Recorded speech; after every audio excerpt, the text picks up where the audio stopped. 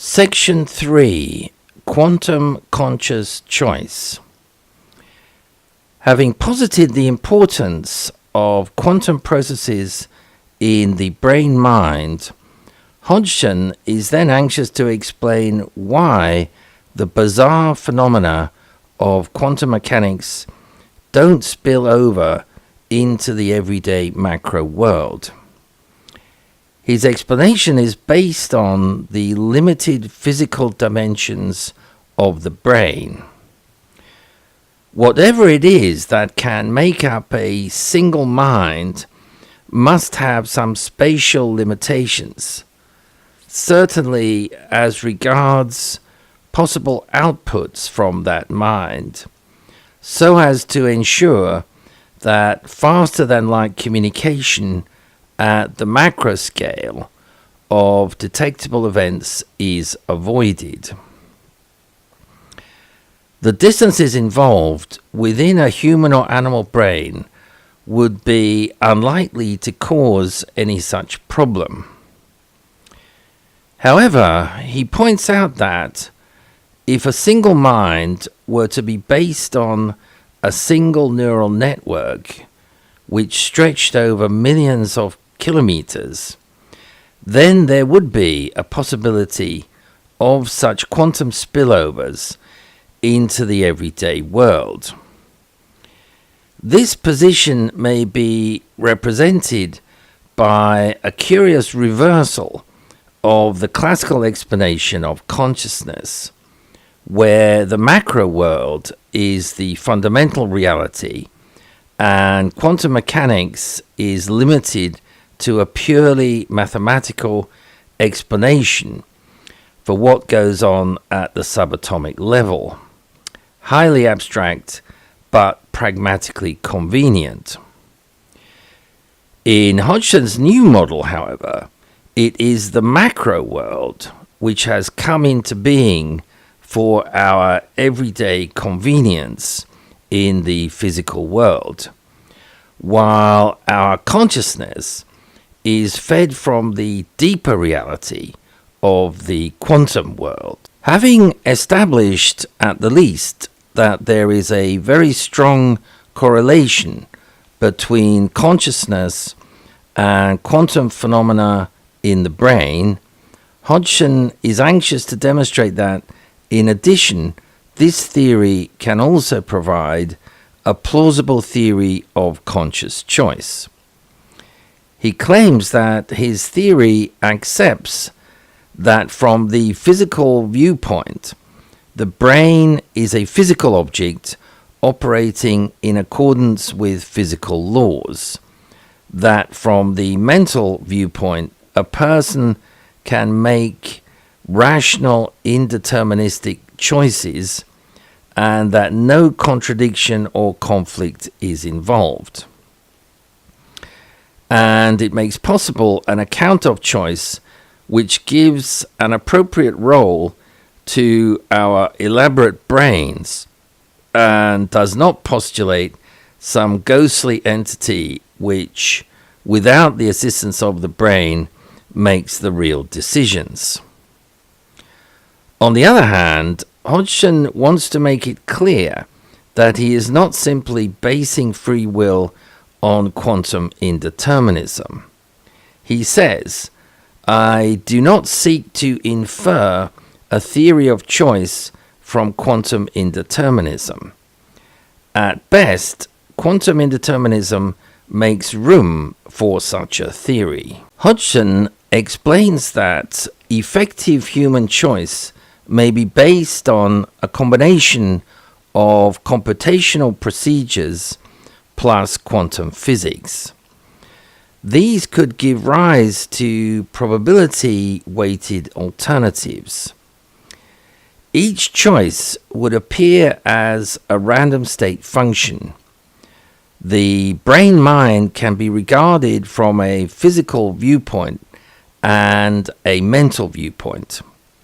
From the physical viewpoint, it can be considered as a macroscopic object, operating in accordance with laws appropriate to such objects. And for many purposes, that will give a sufficient approximation to the true position. However, in cases where conscious subjective choices are being made, that is, all cases of conscious decision and action, I suggest that an adequate physical account of the brain would have regard to quantum mechanical effects. Even then, however, I suggest that the physical account could not, even in principle, predict or explain which choice is made. It would at most show the alternatives and their respective probabilities. So the brain-mind can be considered consistently with the approach of cognitive psychology as a mechanistic, though indeterministic, computer, but only insofar as it throws up alternatives for choice.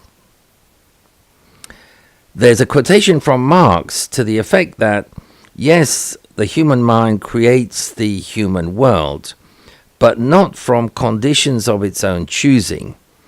It must start from the conditions it finds around it. From the mental viewpoint, however, Hodgson states that there would be little, if any, consciousness of the computer-like processing which gives rise to the alternatives. There would be some consciousness of alternatives, even if only the alternatives of doing something and not doing it, and consciousness of vaguely weighted considerations for and or against each alternative. These considerations may be felt as various kinds and degrees of inclination and aversion, of obligation and inhibition, and so on. The felt weight of the considerations, the mental effort required to give effect to one set of considerations rather than another, and the difficulty of coming to a decision may perhaps be related to the probabilities indicated by the quantum physical viewpoint. However, on my suggested approach, any prior weighting of the considerations is associated only with probabilities and does not determine the choice. It is only the conscious choice which determines which considerations prevail in the particular case, and thereby precisely determines their weighting. Hodgson cites a similar idea, which was proposed by Nozick in 1981. Using the analogy of quantum mechanical measurement, Nozick says, a person before decision has reasons without fixed weights. He is in a superposition of precise weights, perhaps within certain limits. The process of decision reduces the superposition to one state, but it is not predictable or determined to which state the decision, analogous to measurement, will reduce the superposition. Nozick goes on to assert that uncaused does not entail random. That is, the choice of decision need not be either random or wholly determined. Hodgson seizes on this as an opening through which his conception of plausible reasoning can pass into the causal chain. Rational decisions, Hodgson says, give effect to rational considerations in ways which cannot be formalized and which are accordingly not mechanistic or predetermined. They are fallible, but may have a probability of being correct greater than the mechanistic probability suggested by the physical viewpoint. Consequently, according to Hodgson, a freely willed decision or action is partly the result of physical mechanistic causes and partly the result of choices between alternatives left open by those causes. However, one would normally not mix objective and subjective viewpoints in this way, and it would generally be difficult or impossible in practice to identify the choices.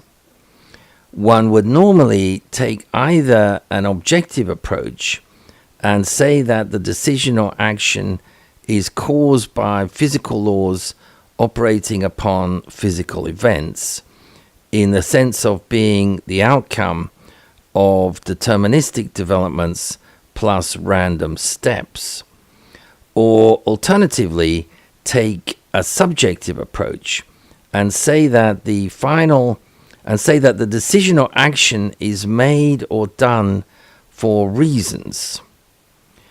From either viewpoint, the decision or action could have been otherwise. On the objective approach, the random steps could have been other than they turned out to be. On the subjective approach, the reasons are not conclusive, and the person acting could have weighed them differently.